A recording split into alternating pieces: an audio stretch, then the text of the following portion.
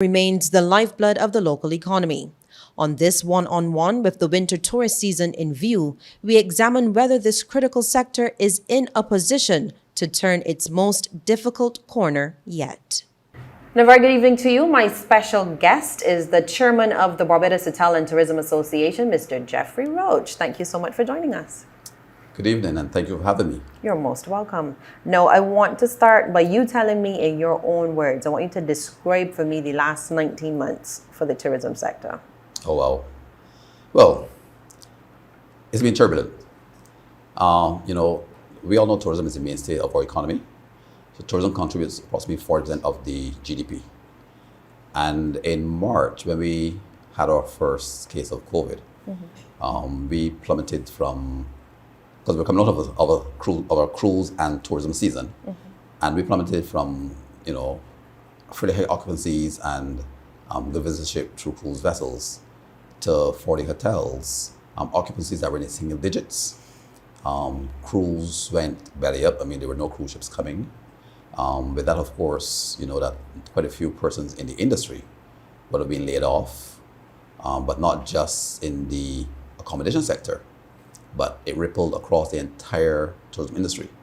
So when we look at our membership, which cuts across tour operators, destination management companies, car rentals, restaurants, that impact was felt by just about every operator, and not just in the BHTA's membership, but across any player within tourism. With our car rentals, for example, we have members who, just to keep their operations afloat, had to sell off their fleets. Well, not full fleets, of course, but had to sell, some of the assets.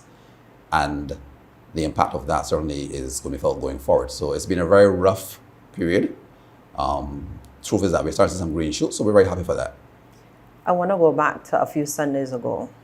The BHTA issued a press statement saying that it's time to make vaccinations mandatory for all employees in the hospitality sector, which is deemed high risk. Now, since that statement, Prime Minister Mia Motley would have announced that government is moving towards the establishment of safe zones, which will target healthcare workers and those in the tourism and education sectors in the first instance. How does your membership feel about this move? Well, the membership, from the response we've had so far, are excited by the safe zone concept. Of course, the issue for us is seeing what the guidance notes speak to and understanding how it is going to work. The position that we took on mandatory vaccines was as a result of meeting with the members and having a discussion many months ago about how the membership wanted to go on this issue. Because we certainly felt that knowing our industry and a number of factors. First of all, when you look at the industry, we have a lot of persons who work in close proximity to each other. So let's take a kitchen, for example. You're working in a kitchen, you can't stand 6 feet apart, right? People are moving around, trying to get breakfast, lunch, dinner, etc., prepared to get out to the guests, right? So it's virtually impossible in some settings to adhere strictly to all the protocol requirements. The other thing is that we also have a large number of visitors who are coming from source markets where the vaccination rate is a lot higher than it is in Barbados. And we have had a number of persons inquiring about the vaccination rate in the properties as well as in Barbados, right? So for us, we've certainly felt that the route to go for tourism was to have mandatory vaccination. We respect the position that the government has taken, but we still believe that we have to seek every opportunity to increase the vaccination rate within the industry. We have had a number of situations arise as well. I talked about the kitchens earlier. We have one member whose entire kitchen was closed because one of their staff tested positive for COVID. And as a result, everybody had to come off the line and quarantine until they had test results back. So that's really disrupted the operation for a little while. In terms of the response to that call, though, for mandatory vaccinations, what has been the feedback been like? Well, feedback from the membership has been strong. I believe that in the members' teams themselves, there's still some resistance to the mandatory vaccine. What I would say is that I think across our membership at large, There's been a lot of education and awareness undertaken by the by the teams. So we've had members who brought in doctors, medical professionals, psychologists, etc., to talk to the staff, right, to help build their awareness of the vaccine and what it can do for you potentially. Some members have reported very good responses to that, some not so good. So I think across the membership at large, there's still a drive on to get the vaccination rates up. We can do some more education, yes, but the truth is that at this stage, there's been so much education undertaken that I believe that those persons who are on the fence, who wanted to have some concerns addressed, by now have had those addressed and have stepped forward to take the vaccine. You've also made the call in by you, I mean the BHTA, for vaccination passports. What will happen there? Because you're looking at having fully vaccinated persons being able to move freely around restaurants, bars, etc. Yes. So our view is that, to get people or to get persons to move, you can use a carrot or you can use a stick. We don't believe in using a stick, right?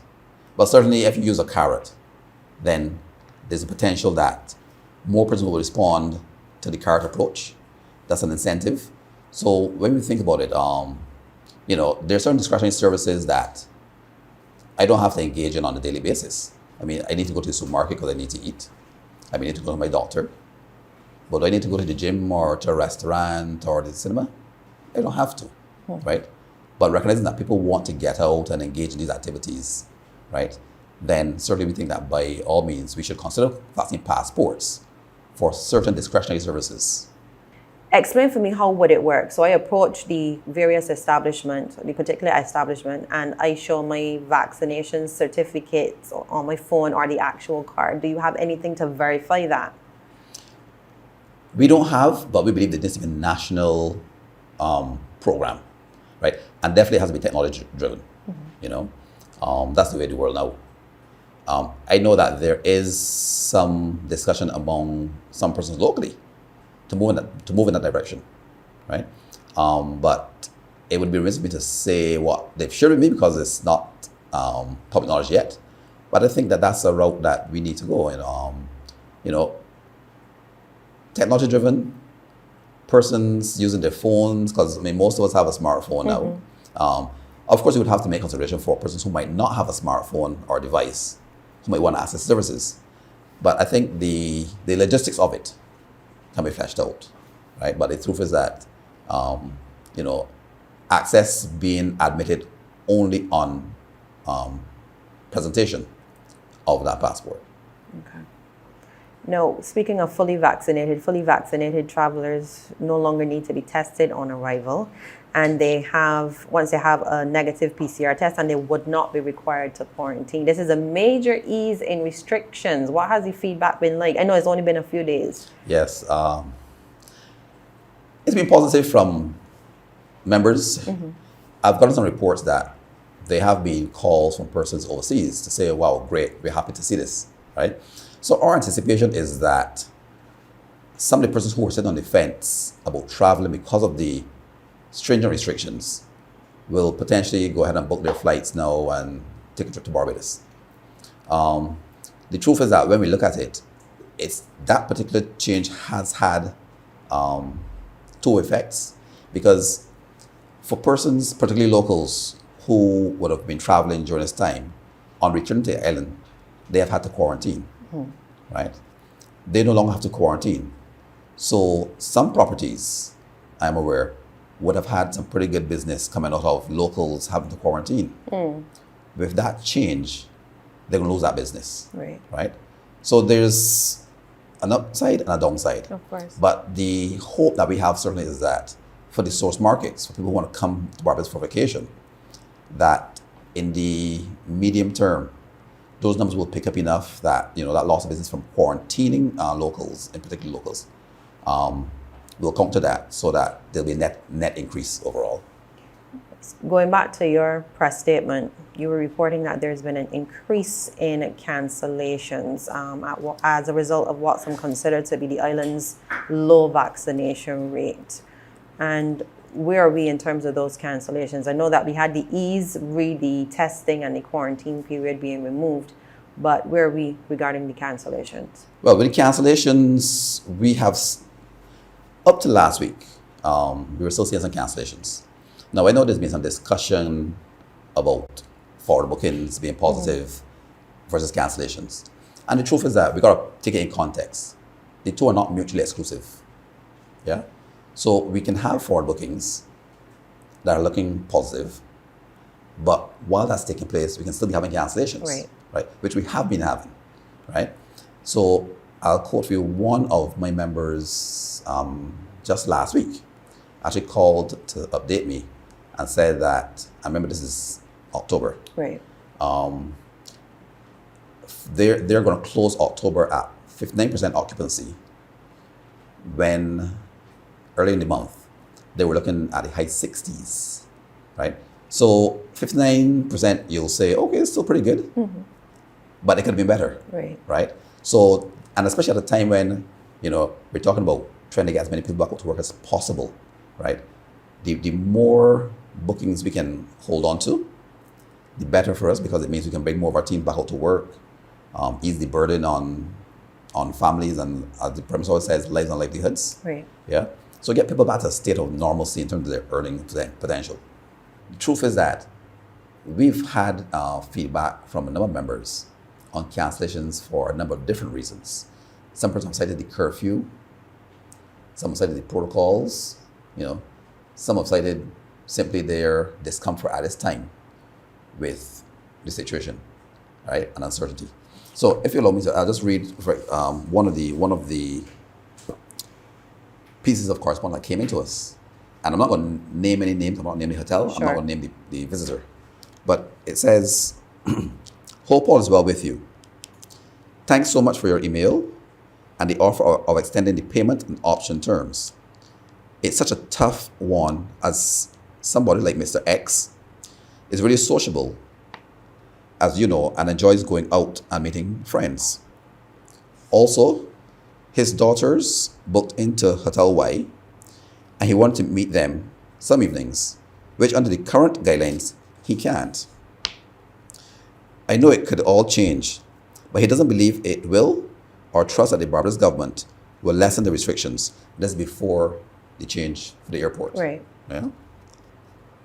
He doesn't want any restrictions, and I'm not saying we agree with that either. Right. But he's saying he doesn't want any restrictions. He's okay with mask wearing, but being told he can have last serving at 8:45 isn't how he wants the holiday. I think for people who want a holiday and are happy to stay around the hotel, they really wouldn't notice much difference. But for clients like Mr. X, who have holidayed for years on the island, it's not what he wants. They are late night people, right? And then it goes on to close by saying, I'm very sorry, and addressing the hotelier. He's gutted. He loves Barbados and staying with you. I will return, but he has said not this year. Right. And is that something the BHTA wants to see, a removal of the curfew? Well, we believe that, an extension even to the curfew would help.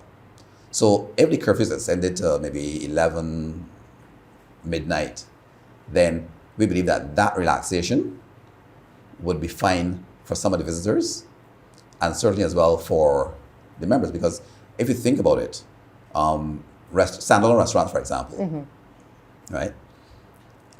Many restaurants under normal circumstances will close around 11, right? This early closure means that there are less servings.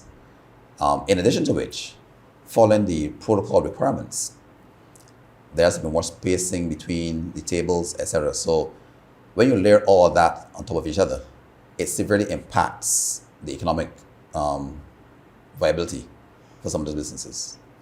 If I may reference your statement again, the BHTA pointed out that a number of cruise lines have cancelled calls to Barbados. Is this disappointing given the fact that Barbados was very kind to many cruise lines when other islands were turning them away?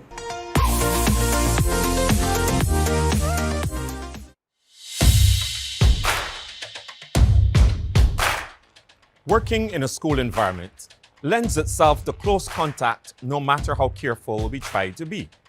However, in this pandemic, we have implemented public health policies and measures in schools to protect everyone by installing hand sanitization stations, body temperature checks, and properly ventilated classrooms. While we continue to practice proper hygiene, physical distancing, and wearing masks properly by covering nose and mouth, we should still be concerned about the highly transmissible COVID-19 variants like Delta, which spreads rapidly, resulting in severe illness. Vaccines are tested for safety under very strict regulations. Vaccines are safe and they work. This message has been brought to you by the Ministry of Education, Technological and Vocational Training, the Ministry of Health and Wellness, and the Pan American Health Organization.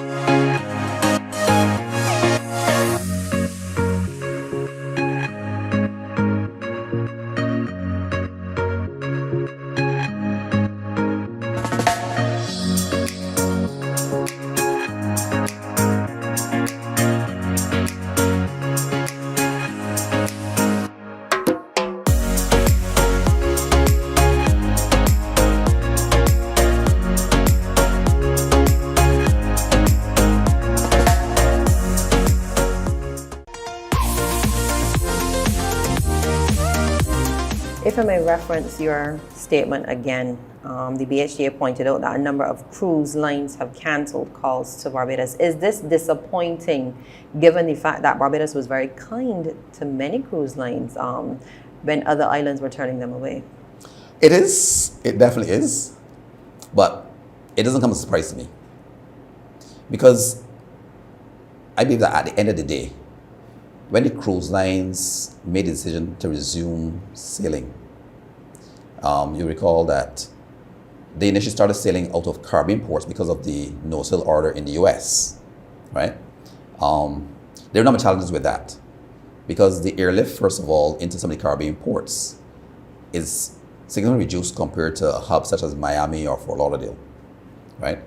So I didn't expect that we would see the same level of occupancy on board the vessels. But in terms of the cancellations, I think what was always expected is that the lines would do what was in their interest to keep their businesses afloat. No pun intended, right? And the protocols that we have in Barbados, I understand totally the reason for them, right? But when you're in a space where you have other destinations within the region who are applying less stringent protocols and the lines can pick and choose, then they're certainly likely to pick those destinations where the protocols are not as stringent. And that's what we saw happening. So we lost quite a few lines. I think one of the first lines, I don't want to call too many names, but one of the first lines that we lost was Equinox in terms of major numbers of on board the ship. And I believe at the last check that I made, the total capacity that we had lost was about 36,000 berths, which is beds. We've had subsequent cancellations since that time. So it's been an ongoing issue.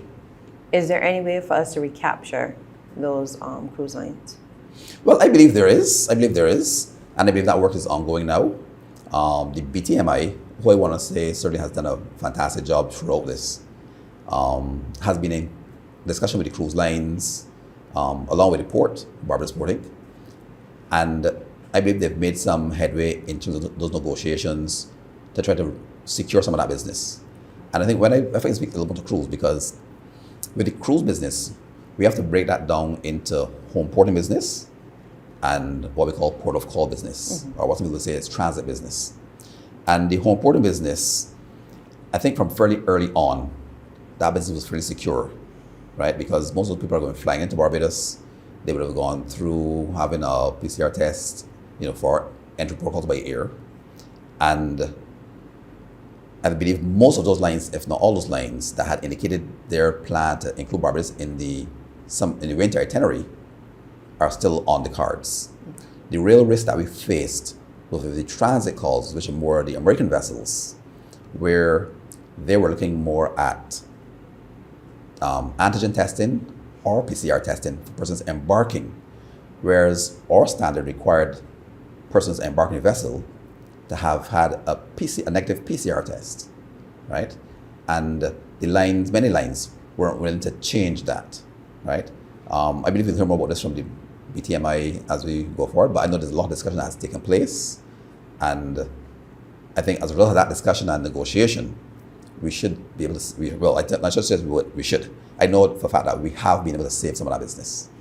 Point blank, is the BHTA happy with where we are right now in terms of the restrictions? Given that you had a little ease, really, testing and quarantine for fully vaccinated travelers, are you happy? We're getting happier. What aren't you happy about? I think the thing is that there are a number of things that we've agitated for, and let me say up front that, all of our members wouldn't necessarily agree on every single thing that we discuss. So there are some things that we have not at times spoken on because sometimes our membership is split down the middle on those things. And at the end we are a membership association, right. So we have to represent the members' views. But the truth is that the change in protocols for arrivals by air has been great, well received by us in general. But there are a number of things that we would like to see given consideration. I'm not saying we're saying they have to change, but given consideration. So we have asked for consultation on a number of matters that has not happened as yet. I think one of the issues that we honestly believe has been plaguing us is that it has taken too long at times to get meetings on what we consider sometimes critical issues. We're hoping that will change. So on the cards now, I know there's discussion on isolation on property.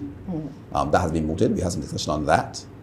I think once we can finish off by dotting the I's and crossing the T's, we'll be even happier than we are now. Because at the end of the day, we've heard from members and it cuts across, I think, the range of accommodation members that we have, from the luxury to the B-class properties, where persons who might, on testing, turn up positive, don't fancy the idea of having to quarantine at Harrison's Point or at a school, So there's been a discussion on how that can work with quarantine on property. And based on our input, we think it should likely be accepted, maybe tweaked a little bit. But once we can get that put to bed, and that's the issue we have, finalizing some of these things. In a nutshell, how are we looking for the upcoming winter tourist season? Well, for this season, I think that we are looking on the upside, definitely. When I looked at the last set of numbers that we had from our membership, going forward into November, December, we are seeing occupancies at this time that are north of 50%, 59%. When we look into the early months of 2022, into like March or so, we're then trending up into like the 65% or thereabout. It's nowhere close to where we usually are for the tourist season, but it's much better than where we were last winter season. Definitely, way better, way better. Barbados welcomed Aer Lingus and KLM in the last 2 weeks. This must be a sign of confidence, however, in the domestic market. Oh, definitely. The truth is, as I said before, I can't, and I sit on the BTMI's board as chairman of the BHTA, right? But I certainly want to say congrats and kudos to the BTMI team. I mean, the truth is, I can't say it often enough. I think the work that they're doing is beyond questionable, right? To get the new airlines is at a time like this, I think it is testimony to how the markets view Barbados, right?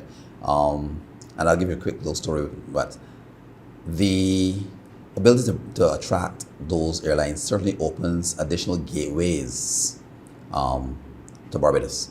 You know, I think that there's been an interest in Barbados, I think, for a long time across the length and breadth of the world. But we aren't always able to attract visitors because of, you know, air routes that aren't existent, etc. So having those two particular airlines, KLM and Aer Lingus, is great for our product. You know, I remember in a previous job being in Cyprus on training, and one of the young ladies from Cyprus said to me, "So Geoffrey, where are you from?" And I said, "Barbados." And when I said that, her mouth dropped open. And I said to her, "But you know about Barbados?" And she said, "Yes, it's every Cypriot girl's dream to go to Barbados for her honeymoon." Really? And I was blown away. I was honestly blown away by that, because I never thought for a minute that there was that much awareness of Barbados in the Mediterranean. But clearly there is, right? So, you know, the question begs is, okay, if we can open more routes, what is the potential for Barbados? You know? So I'm extremely happy with the new airlift that's coming to Barbados. How are we looking now in terms of our various source markets? I know you said that some of your members are reporting late 50s in terms of occupancy levels, but how are we looking, generally speaking, across the source markets? Across the source markets, we are doing, I think, fantastically well. The airlift that's coming in has been coming in fairly heavily booked. I know that when we spoke to a number of tour operators throughout the UK, the US, Canada last year into early this year, the responses were all similar in that persons were inquiring about Barbados. When would we be open for business, you know? I mean, we didn't close business technically, but people were anxious to travel, you know, with the UK, for example, is our main source market. Once Barbados was placed on the green list, we immediately heard from tour operators that they had a flurry of bookings on the search engines. You know, search for Barbados went up times fold, you know. So we know that there's that demand out there. We believe that even if there's additional airlift from our traditional markets, that potentially we can fill it.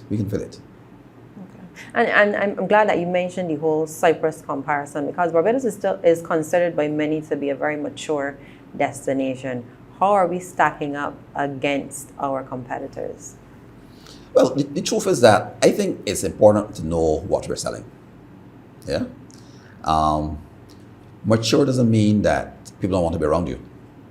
You know, I think people fall in love with Barbados. And when we look at our repeat clientele, you know, it's testament to that. I think the thing we have to tackle is that the younger generation, because let's face it, honestly, as your regular travelers get older, they're less likely to travel, right? For different reasons, might be health reasons, whatever. I've heard of 1 or 2 situations where persons who would typically come to Barbados have at this time, because of what we're facing, said they don't want to travel during COVID, right? That's understandable. But as we come out of this and move forward, right, I think as a destination, we need to look at what do we do to attract that younger demographic. So what are they looking for? Are we offering it? There are a lot of things that I think we have in Barbados that have potential that we have not necessarily developed in the way that we should. I know that there are some discussions in different forums about moving that direction, but I think we have to do it quickly.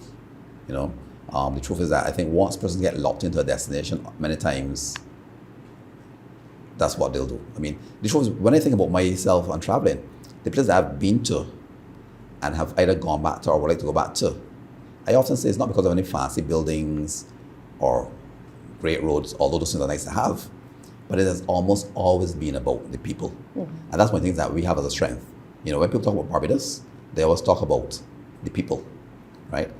And the truth is that we have to ensure that the development of our people having a tourism mindset, and it's not about, you know, thinking that, well, I'm in tourism, so I'm serving people. It's really about delivering a service and delivering an experience, so that when those people go away, they're ambassadors, you know. So, for example, when we talk about the 2 new airlines, Aer Lingus and KLM, we're bringing people from what maybe are non-traditional markets. What are they going to go back and say about Barbados when they leave, right? So we have to make sure that as far as possible, when they leave Barbados, they are our ambassadors back in their space. You mentioned service. Are you satisfied with the level of service given across the tourism sector? I would have to answer that to speak about service in Barbados at large. I think the answer to that is no, I am not. I am not, right? I think what we see in the tourism sector is a microcosm of what we see in Barbados at large. And I think as a country, we need to address service quality and the delivery service. I know the NTI has initiated some programs, and we actually had one person who reached out to us, and we, punted that program to the NTI. That was for some butler in school, and they actually ran it, and the responses was that it was fantastic.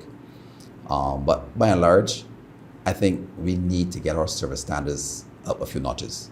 I'm not saying it's horrible, but can we be better? Definitely.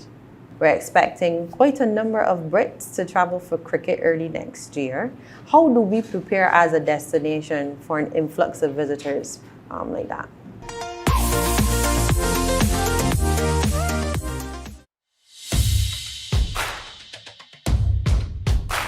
Vaccines have both protected and kept children healthy from serious illnesses such as whooping cough, measles, crippling diseases like polio, and others. Vaccines help your immune system to do its job better and faster, and that protects you from serious disease. Like a good security guard, the immune system is always on patrol in your body, looking for invading germs. When it comes across a germ, it begins releasing antibodies to fight that germ. These antibodies work to attack, weaken, and destroy the germ.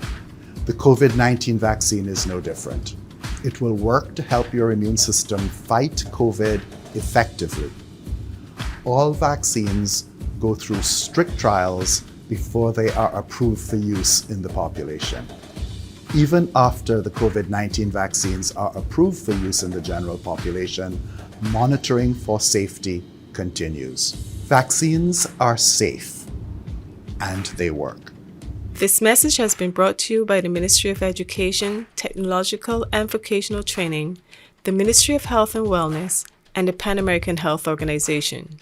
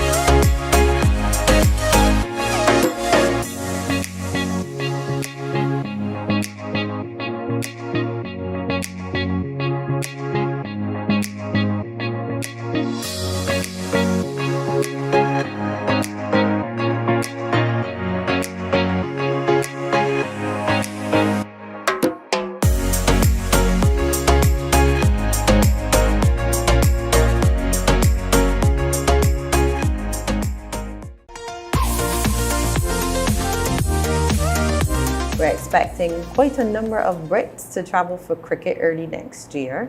How do we prepare as a destination for an influx of visitors like that? Well, my first answer to that would be carefully. Carefully. The cricket will be a good fill-up for us. We know the British cricket fans. Yeah. They're here to have a good time. Yeah. No doubt about it, right? It will definitely see economic benefit to all of our members, the accommodation providers, car rental companies, the restaurants, etc. Right? Because we know that they're going to come and they're going to enjoy themselves. They're not all going to be on the ground at the same time. So I think the figure I heard was about 10,000 Brits expected. Yeah, fully vaccinated. Fully vaccinated. Yeah. Right. But 10,000 Brits will not be on the ground all at the same time. But it's still a huge number. Right. Right? So there are benefits to be had. the truth is that those benefits are going to go way beyond BHTA membership, but to players across Barbados. So one of the groups that I know will benefit as well, because if you think about it, at the time when the cricket is being held, we are still in the tour season. Right. So even with occupancies expected to be in the region of 65 or thereabout, even if it's a bit higher, it would certainly mean that there might not be enough beds in our member properties to accommodate this number of persons, right? So the Airbnbs, the sharing economy, they will certainly stand to benefit as well. The truth is that some persons don't like to admit it, but they're here to stay. They're not going anywhere, right? That sector is an established sector that is going to be around for a long, long time. We've actually had discussions with them as well on how we can collaborate, because at the end of the day, recognizing that persons who come into Barbados, whether they're staying at one of our members' properties or they're staying at the Airbnb, they are visitors to Barbados.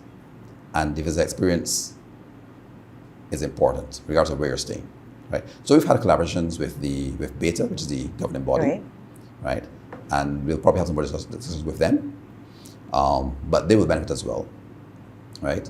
I think what is going to be very important is ensuring that the protocols are adhered to for both locals who want to go to the matches, as well as for the Brits who are here. When we spoke earlier about getting the vaccination rate up, I certainly believe that having cricket in Barbados could be one of those carrots to help get the vaccination rates up. Because there are a lot of people who, from my time going to cricket, people go to cricket and have a grand old time. If you are going to go to cricket, and I'm not saying this is the case, but if the requirement is that you have to be fully vaccinated, then, and I believe they did say that that's a requirement. Yes. Right? So those persons who are not vaccinated at this point, who want to enjoy the games at Kensington, would have to take the steps to get vaccinated. But what it says that they have to think as well, because remember, you're only considered fully vaccinated 2 weeks after the second dose of the 2-dose regime. So, Now, I want to look at something that Bajans have been enjoying, the staycation rates. Yes. Obviously, we did not have many visitors over the last 19 months. So Barbadians were taking advantage of the offers from the hotels and restaurants. However, locals believe that it's only in a situation like this that they're really able to enjoy the island's tourism product. How do you respond? Well, it's regrettable that, that's the view, because staycation has been in play in Barbados for many, many, many years. A lot of our properties offer staycation year after year. I think what tends to happen, though, is that you'll find that during the winter season, when we have an influx of visitors, there's less focus on staycation. Not that we don't offer it, but there's less focus on it because that's when you have, a lot of business coming in. In the summer months, there are a number of properties that will push the staycation more, right? Because that's when you have the availability. I think what has happened is that because of where we were, right? A lot of Barbadians became a lot more aware of the staycation programs that were being run by hotels. I have friends who would normally travel during summer, and the truth is that, we are fairly well traveled. So we will leave Barbados and we'll go to Canada and the US and England and everywhere, right? But oftentimes we don't think about taking a vacation at home, right? So I think that because a lot of persons could not travel, but still wanted that break, right? Persons then opted to take a staycation, and word spread, so persons would then, convey to other friends that, hey, I did staycation at X property and, had a good experience. And there was a groundswell. So more and more locals, I think, end up taking vacations in Barbados away from their homes. And the place to do that is at a member property. What has been your feedback from your member properties? Oh, it's been tremendous. It's been tremendous.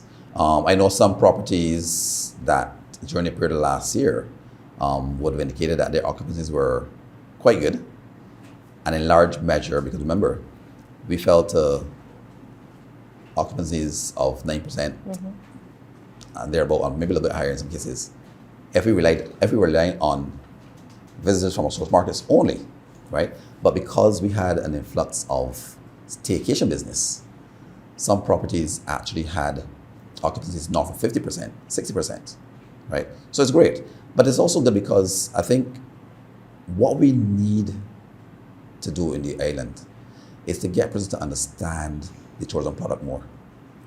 And being exposed to it is a big part of that, right? So I'm happy that during the unfortunate circumstance that we faced, that a lot more locals could actually come out and enjoy the properties, right? As the BHTA, we've actually embarked on a program. We commenced it about 3 months ago, starting with a webinar, but we're running a webinar series. And then we're also running a number of radio ads.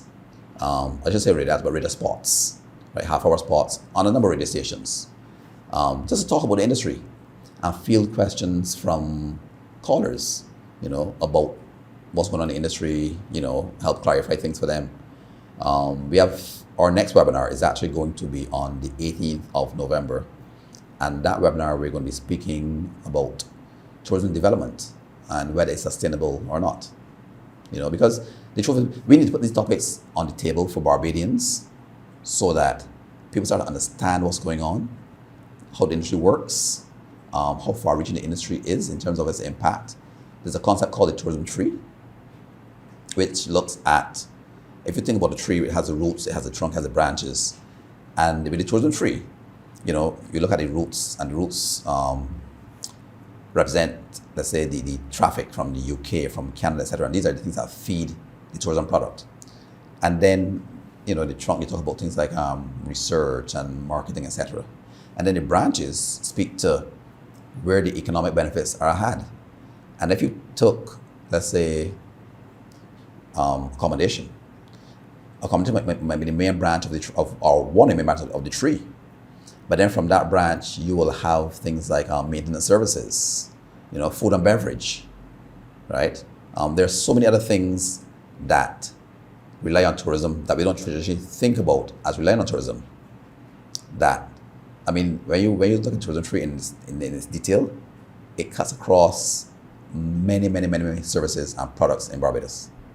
Do you think that tourists appreciate the experience of a rum shop a lot more? Because I know that the BTMI, for instance, they were pushing that whole country feel to get out and enjoy Barbados and the culture of its people. I think they do. I think they definitely do.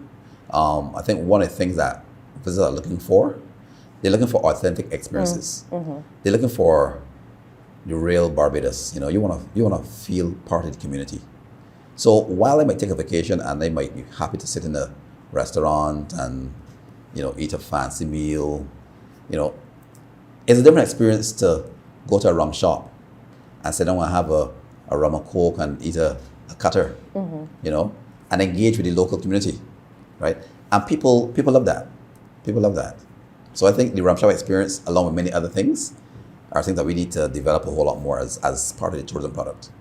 And what are we doing to make ourselves more attractive? Well, what we will do certainly as the BHTA is that we will work very closely with the BTMI as the marketing agency on the initiatives that they have in train. So currently there's actually a US roadshow that's taking place, and we're participating in that. Following the US roadshow, there is the World Travel Market, and I am aware that a number of our members are going to be going up to the UK for World Travel Market. Following that, there is the UK Roadshow, and again, we're going to take part in that as well.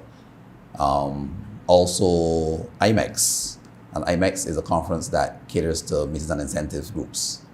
And we again are going to be there for that, because at the end of the day, what it is about is ensuring that we maintain our presence in the space.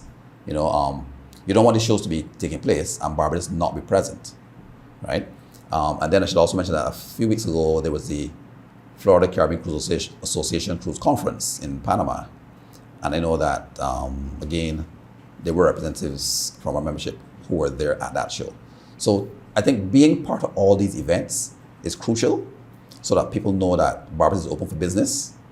And aside from that, I know among members, we always boast of having a high repeat guest clientele.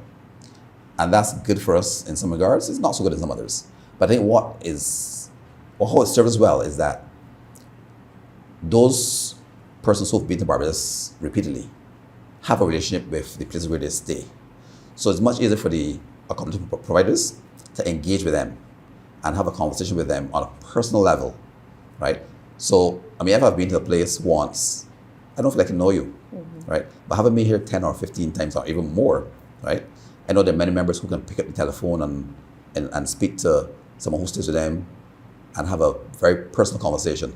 And I think doing that actually helps to keep them abreast of what's happening in Barbados and keeps them locked in to the destination.